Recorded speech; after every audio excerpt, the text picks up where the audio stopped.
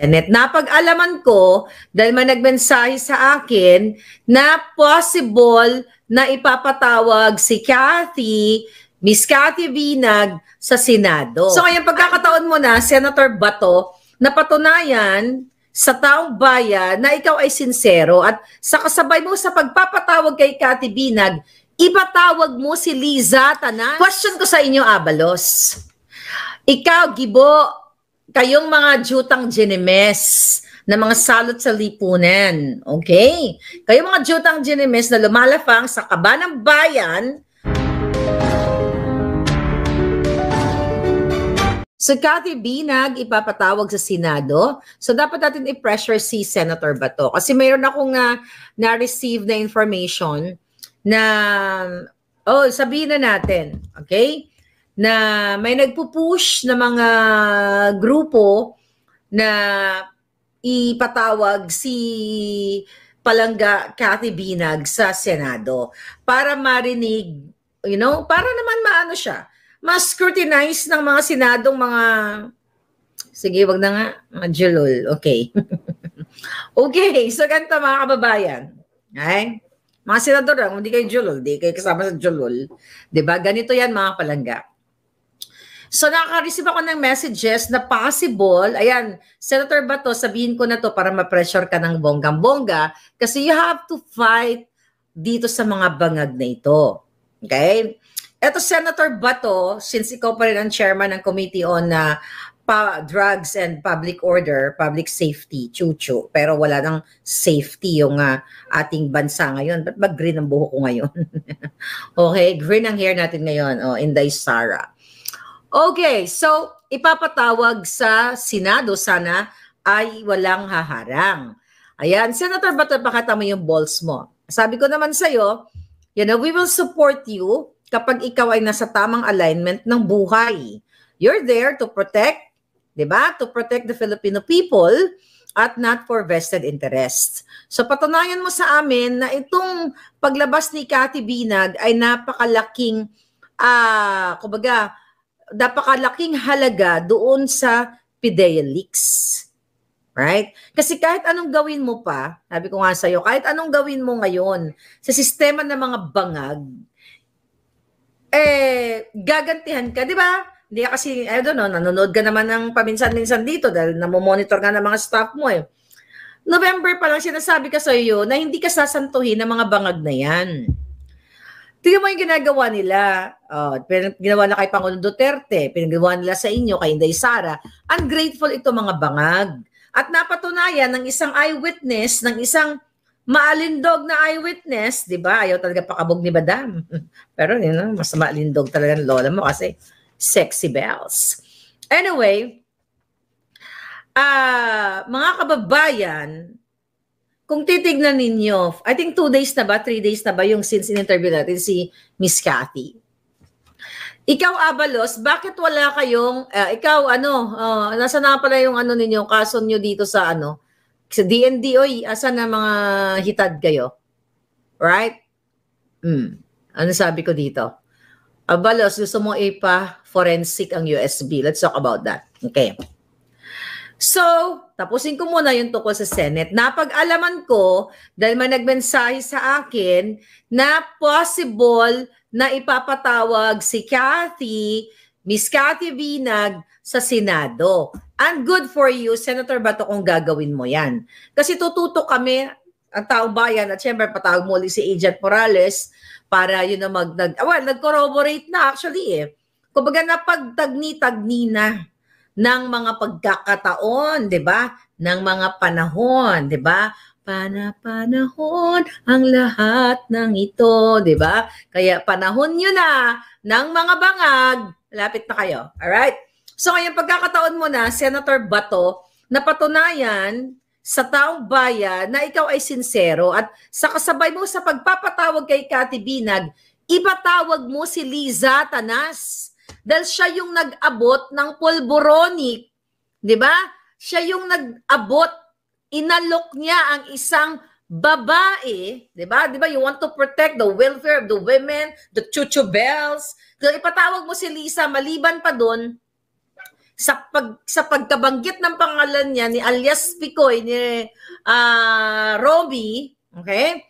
Ni Romy Enriquez alias Picoy, na si Liza Tanas at si Kumar ay ang mastermind ng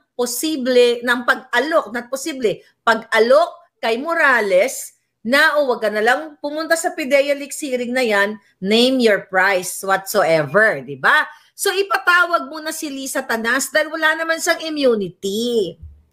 At ipatawag mo siya para ano tawag diyan?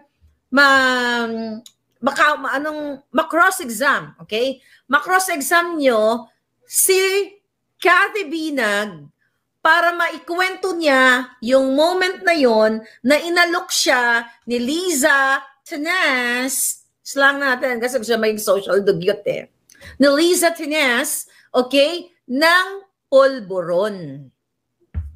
Question, $1 million question to all of you. Mga palangging. Alright, mabuhay. Hindi nyo pera yan, mga... Thank you, B. Okay. Question ko sa inyo, Abalos. Ikaw, Gibo, kayong mga jutang ginemes na mga salot sa lipunan. Okay? Kayong mga jutang ginemes na lumalafang sa kaba ng bayan, pasweldo ng kaba ng bayan, at maliban to sa extra kam-kam ninyo, mga yawa kayo, okay? Bakit hindi kayo lumalabas ngayon para magdakdak sa social media o sa mainstream media para salagin ang testimonya ng isang star and eyewitness?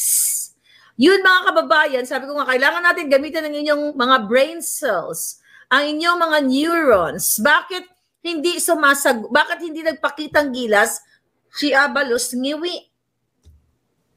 Hindi ko pala natanong kay Cathy kung nasa USB ba si Abalos.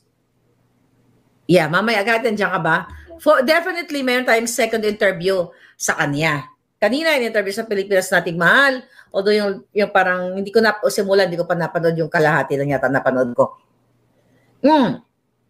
Bakit si Abalos ang Malacanang walang statement? Mahirap ba mag-strategize ng pang-vangag strategy? Diba? You have to be accountable. Diba? Accountability, transparency, and what? Clarification to the Filipino people. Ha? Avalos, kiwit. Kiwit ng alpot. Okay? Ha?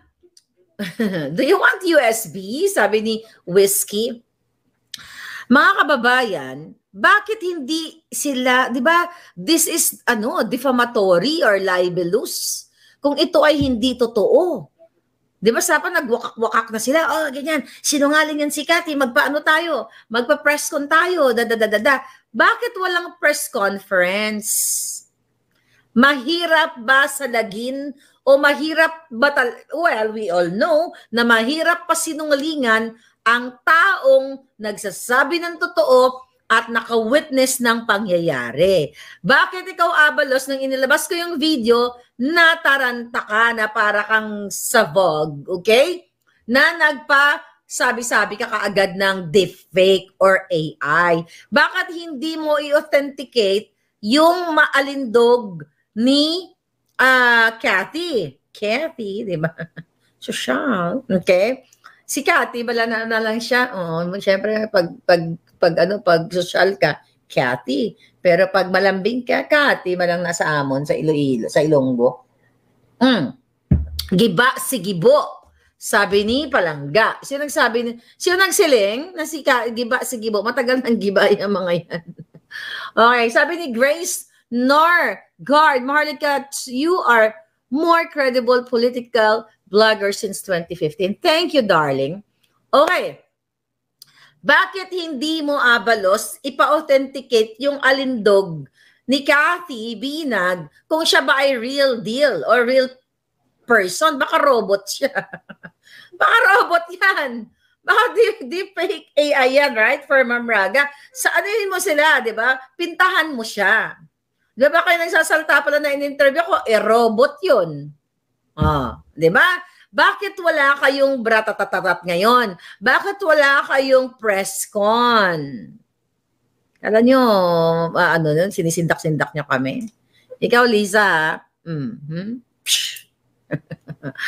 ano, nataranta na kayo, no?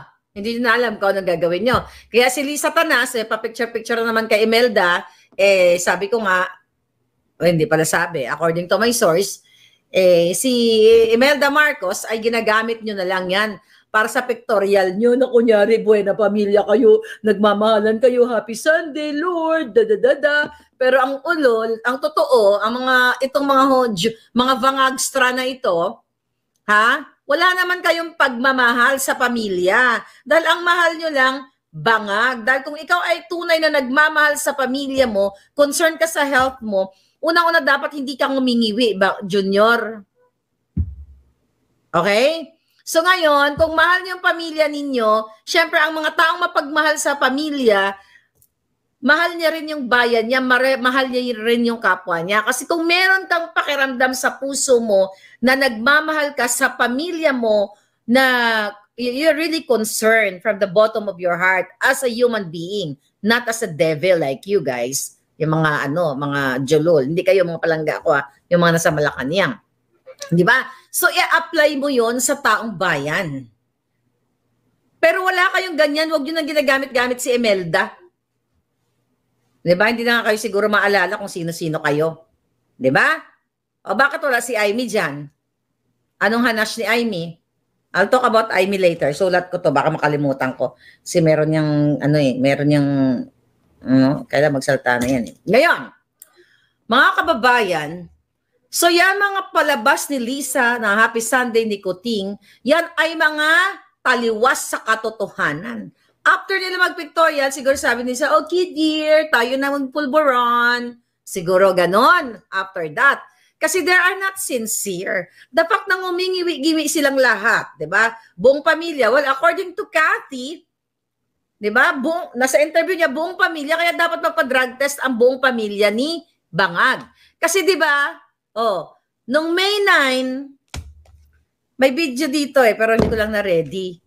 Ha? Nung May 9, nung pinagawa ko ng greetings si Simon, okay? O to, hindi na ito mga bata, hindi na sila underage, no?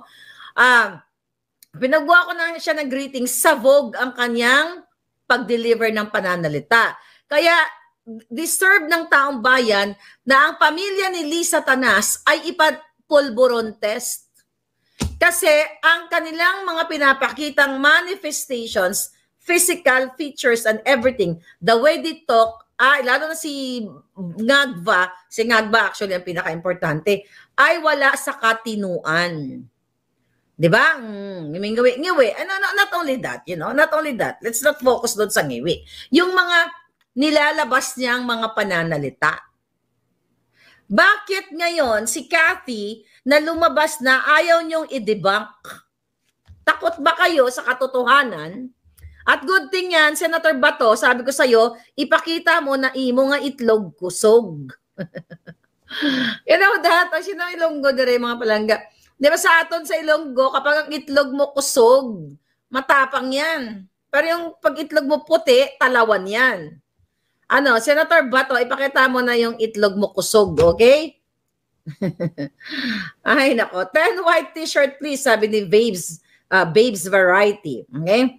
So, ngayon, mga kababayan, hanggang ngayon, hindi naghura-hura itong si Abalos, si PNP, ito si Marbil, ito si NBI, di ba dapat? That's demeaning, that's defamatory. Yung sinasabi ni Cathy na nakita niya si Bangag na regular na lang, parang regular na lang sa kanila, buffet na lang, itong nilalafang nilang pulburon. Accountable kayong lahat na magpa-pulburon test or hindi, lumayas na kayo dyan. Kaya tama yung panawagan ni Cathy kanina sa interview niya kay Doc dyan sa Pilipinas Nating Mahal, na dapat si Amy Marcos ang kumausap sa kanyang kapatid para linawin ang lahat. Kasi Senator Amy, napag-alaman ko na lumapit din sa'yo yung pinsan mo. Okay? Yung sinabi ko kagabi, lumapit sa'yo yung pinsan mo na inalok din ni Lisa ng pulboron. Ano pa ba inaantay natin, Senator Amy? Excuse me? Ano bang inaantay? Lumapit sa'yo. Ang sabi sa'yo, according to my puting ahas, na inalok siya ni Lisa ng Coke. Do you want some Coke? Kaya nga sabi niya, yeah, Diet Coke please. Tapos nagtawanan yung mga pulboronic. Kasi, hindi yun ang minimin niya. Ang minimin yung favorite niyang mga ngagva. Wag na